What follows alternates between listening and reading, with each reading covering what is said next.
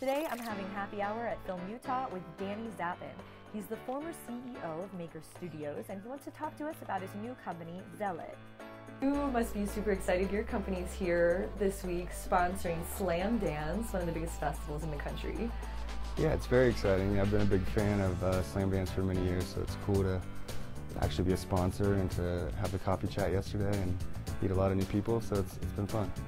Now, you were the former CEO of Maker Studios, which forever changed the profitability and sustainability of content creators and YouTubers, and now you've got a new company called Zealot. Can you talk to us about the new company and what your model is and what your plan is and how you think it's going to change filmmaking?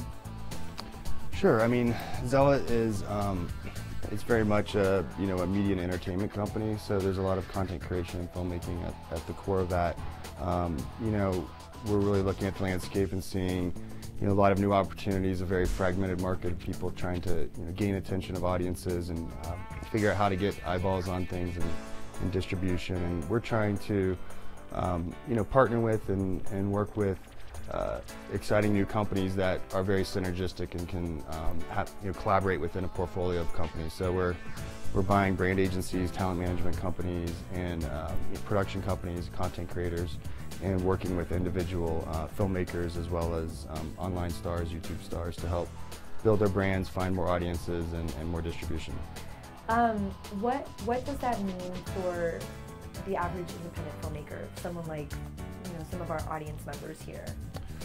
Well, I think in the past it's been very difficult to get a project seen. You work really hard to raise a little bit of money to create a feature film, and then you hope to get into a festival, and there's very limited kind of opportunities to get any kind of distribution specifically for feature films. I think with the online platforms that have been developing, and the Netflix and YouTube, obviously there's a way to reach audiences in a whole different way. It's it's a different model. It's I think been sort of a democratization in a sense for filmmakers, so more and more people can actually find an audience.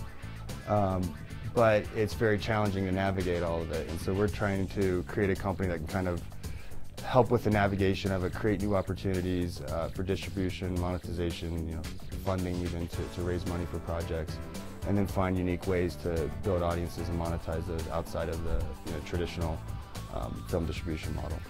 So would this be more like you would choose a stall of films that you want to develop and help promote and find those audiences for, or is it more a product that people who already have films can use to, because there are tools like that already out there, yeah.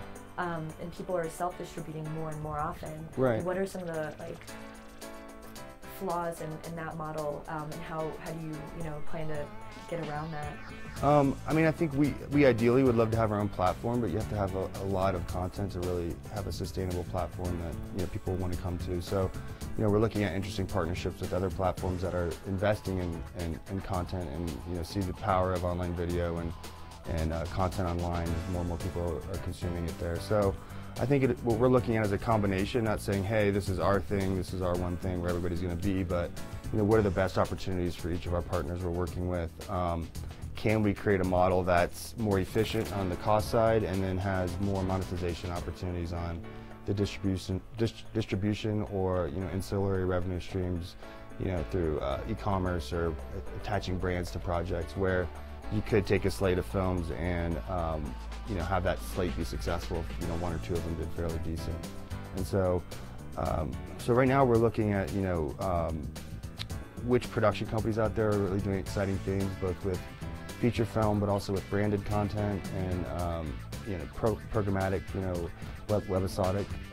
webisodes and things like that, and looking at, okay, can we take this team, add some more people to it and be able to create an infrastructure that can support a lot of independent filmmaking, whether it be short films or features or online.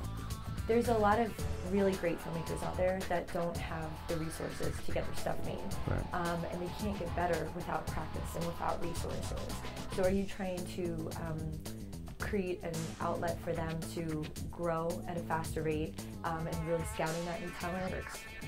Yeah, I don't know that we have it all figured out yet, but I think at the core, like what the vision and mission of the company is to empower, individual content creators, whether they be the on-screen talent or the filmmakers, and create a portfolio of companies that can support them from a variety of areas, from driving audience to helping them bring in revenue, to having production resources, distribution opportunities, and really kind of create a new studio model that can support anything from short form user-generated content all the way to feature films.